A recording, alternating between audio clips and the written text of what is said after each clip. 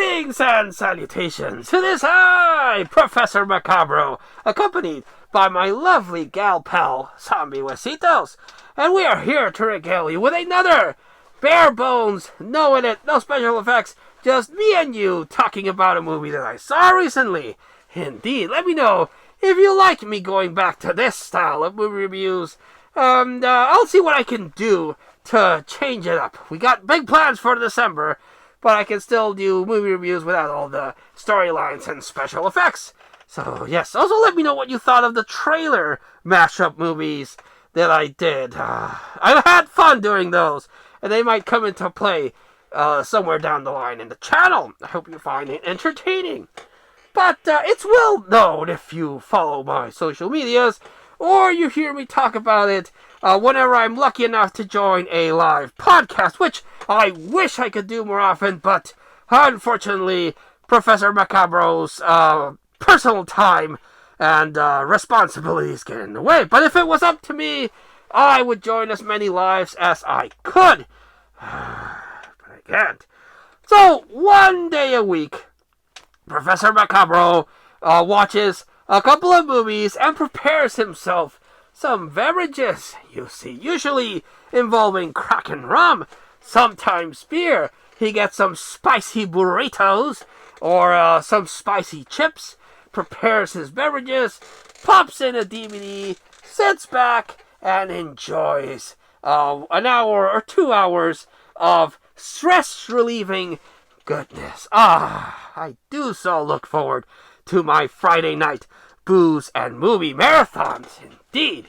And we had a zombie movie, we had a creature feature, we had the human villains in The Purge, and I wanted to close the night with something goofy, something to just, end the night with something that I might not remember the next day, because it has happened. The last movie that I watched, after all the booze that I've had, I don't even remember how it ends. So I wanted something goofy to end the night. Sometimes I end it with a comedy, sometimes I end it with a horror comedy, but this time I wanted to end it in a classic movie. Now, beforehand, this is not horror related. It has nothing to do with horror. Some people might say it's horribly bad, but I have a nostalgic place in my dark heart for this particular movie. So, forewarned, it's not a horror movie. But, again, some people think it's pretty horrifying, or it's a very horrifying adaptation of something that they love. But I am talking about Street Fighter, the movie based on the Capcom video game series. Now, Professor Macabro, as a professor, likes to dabble on a lot of different things, you see. Horror is my first love, followed by martial arts and kaiju movies, then followed by action movies and comedies. And also, for a while there, he played video games. And there was this one rental store that I got my VHS rentals on, and they had the Street Fighter 2 cabinet. So Professor Macabro had this whole thing where he would go to the video store just to browse what they had, and then pop in a couple of coins in Street Fighter 2. And those were good times, let me tell you. And Street Fighter 2, of course, had Street Fighter Turbo, Street Fighter, the new Challengers. There was another Street Fighter 2 before they actually went to Street Fighter Alpha, and then Alpha 2, Alpha 3, then they finally released Street Fighter 3. So Capcom really milked the Street Fighter series. They released 4, 5, and I think they released up to 6. But yes, Capcom really has milked Street Fighter 2 for all it's worth. And it was pretty good. Here in the grand old country of Mexico, whoa, what was that? Here in the grand old country of Mexico, it was neck and neck between Street Fighter 2 and King of Fighters. King of Fighters was huge here in Mexico, let me tell you. They had events in discos where they would present the new King of Fighters, and people would form lines miles long to get a chance to play the new King of Fighters before everyone else. So it was a big deal. You had your Street Fighter camp and you had your King of Fighters camp. Me personally, I am not a devotee fanboy, you see. If I like something, I'll watch it, I'll play it, I'll enjoy it. I like Star Trek and Star Wars. I like King of Fighters and Street Fighter. And Mortal Kombat, you see. So I am not one of those gatekeeping fanboys. I enjoy everything. But yes, when the announcement that they were going to make an adaptation of Street Fighter came out, everyone was like, yeah! And we also got a Mortal Kombat adaptation. And of the two movies, Mortal Kombat is the superior movie. Even though they did tone down the violence, it's a better made movie. But I still love this movie for how, I don't want to call it bad because it's not bad to me, but it's not a very good adaptation of Street Fighter. But this movie is saved by the GOAT, the greatest of all time, Raul Julia as M. Bison. Oh my goodness gracious. Now, it is well known, and if not, let me mention it, that Raul Julia unfortunately suffered from stomach cancer during the making of this movie. This was actually his last role, to my knowledge. And he took the role because it was offered to him, and his children were big fans of Street Fighter, and he's like, I'll do it for my kids. So the poor guy, Raul Julia, bless his heart, he was literally dying while making this movie. And you could tell because there are scenes where he looks a little bit more decrepit because of the illness. But Raul Julia, I don't know if he was really tall or the boots helped him out, but he towers over everyone in this movie. Raul Julia looks freaking huge, as he should be, because he's playing M. Bison. And I was always more of an Akuma kind of fellow. M. Bison was cool as the bad guy in a couple of ones, but once they introduced Akuma, Akuma's a much cooler character. But M. Bison in this, played by Raul Julia, is cool. He has this really, really cool villain moment where they have Chun-Li prisoner, and Chun-Li's explaining how Bison came into her town and unleashed chaos, but was defeated. But before he left, like a sore loser, he killed Chun-Li's dad. And Bison's like, well, damn, girl, I don't remember none of that. The day Bison graced your piss-poor town was the greatest day of your life. But for Bison, it was a Tuesday. And I'm like, oh, that's a good villain moment.